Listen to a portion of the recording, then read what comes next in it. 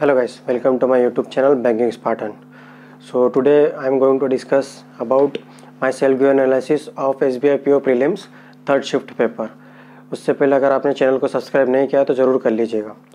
तो सबसे पहले इंग्लिश सेक्शन की बात कर लेते हैं। तो इंग्लिश में 8 to 9 RC आए थे, जो मेंटल बेस एक एंजाइटी बेस एक RC था, जिसमें 3 to 4 सिनोनिम और एंटोनिम दिए हुए थे, और 5 मार्क्स के सेंटेंस इम्प्रूवमेंट आए थे, जिसमें एक बोल्ड लेटर में एक सेंटेंस के बीच में एक कुछ बोल्ड कर दिया था और उसको आपको इसमें से रिप्लेस करना था ऑप्शंस में जो दिए थे उससे, है ना। मतलब कि एक सेंटेंस दे दिया था, सेंटेंस के अंदर एक बोल्ड में एक बोल्ड कर दिया था सेंटेंस के बीच में, और उसको आपको रिप्लेस करना था। फिर 5 एरर थी ओल्ड पैटर्न पे, एरर मॉडरेट थी, ठीक ठाक थी। उसके बाद 5 फिलर्स थे, जो डबल फिलर्स थे वो थे, और इट वाज मॉडरेट लेवल के थे, मतलब थोड़ा सा कंफ्यूजिंग भी थे और मॉडरेट थे। तो 5 फिलर्स थे और पैराजम्बल थे ओल्ड पैटर्न पे 5 क्वेश्चन।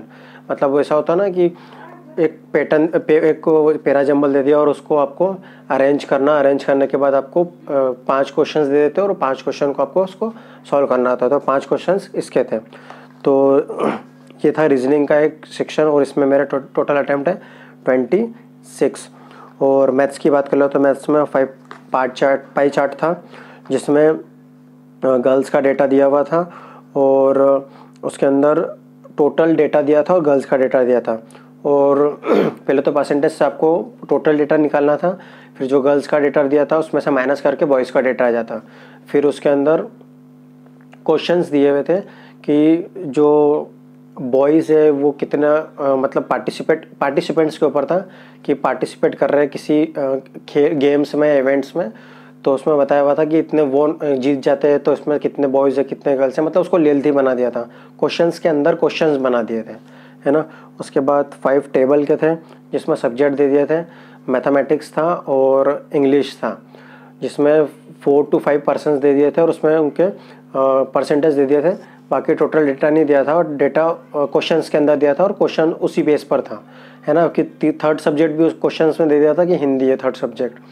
फिर आपको हिंदी का डेटा निकालना था, इस टाइप से उसमें क्वेश्चंस में दिया हुआ था। ये भी लेंथी था, है ना, दोनों जो थे वो लेंथी थे। उसके बाद 5 सीरीज़ थी, ईजी थी, मतलब ईजी टू मॉडरेट के बीच में बन रही थी। 5 क्वाड्रेटिक इक्वेशन थी, 4 ईजी थी जिसमें से, और एक थोड़ी सी मतलब मॉडरेट थी, ठीक ठाक थी। फिर 5 कैसलेट थे, ये डिफ़िकल्ट था थोड़ा सा, अगर टाइम के हिसाब से देखा जाए तो टाइम टेकिंग था काफ़ी है, और 10 अर्थमेटिक थे, है ना। तो मेरे मैथ्स में 19 अटैम्प्ट है। उसके बाद रीजनिंग की बात कर लेते तो रीजनिंग में 5 लीनियर पजल थी, और ये 2 पॉसिबिलिटी में बन रही थी। उसके बाद 5 सर्कुलर बेस पजल थी, ये भी 2 पॉसिबिलिटी में बन गई थी, है ना। और जो लीनियर पजल थी वो नॉर्थ और साउथ फेसिंग वाली थी, मतलब उसमें बोल दिया था कुछ लोग नॉर्थ में कुछ लोग साउथ में, शायद बोल दिया था 4 नॉर्थ में 4 साउथ में। तो उसका आपको अरेंजमेंट करना था।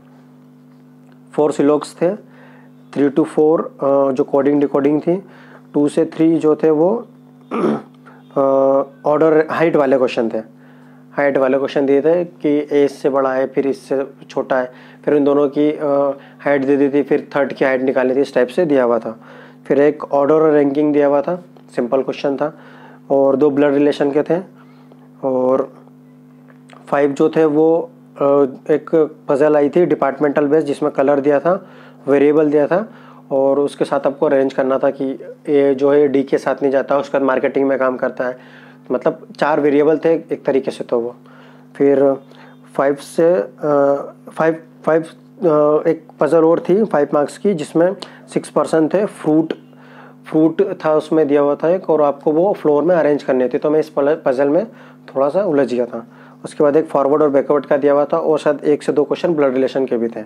तो रीजनिंग में मेरे 20 अटैम्प्ट है, तो 20 और 19 मेरे मैथ्स में है, 26 इंग्लिश में है। और इंग्लिश की एक्यूरेसी काफ़ी हाई है मेरी इसमें, जो कि मेरा पॉजिटिव पॉइंट है। तो मेरे टोटल जो अटैम्प्ट है वो 65 है। 65 मेरा टोटल अटैम्प्ट है। और आपके जो थर्ड शिफ्ट में जितने भी अटैम्प्ट करा, अगर उनके 60+ अटैम्प्ट है, it is a good attempt, है ना। और कट ऑफ की अगर हम बात करें तो इसके लिए एक सेपरेट वीडियो मैं बना दूंगा। और अभी जो आज की जो टोटल शिफ्ट हुई है, अगर जिन भी कैंडिडेट ने 60 प्लस जो अटेम्प्ट करा है तो ये गुड अटेम्प्ट है। अभी शिफ्ट वाइज वेरी करेगा, अगर आपकी शिफ्ट में कुछ पार्ट ईजी आता है तो आपको उस हिसाब से अटेम्प्ट बढ़ते जाएंगे। मैं मेरे शिफ्ट का बता रहा हूँ तो 60 plus is a good attempt, third shift का, है ना। So that's all from my side and please do subscribe your own channel banking Spartan. Thank you.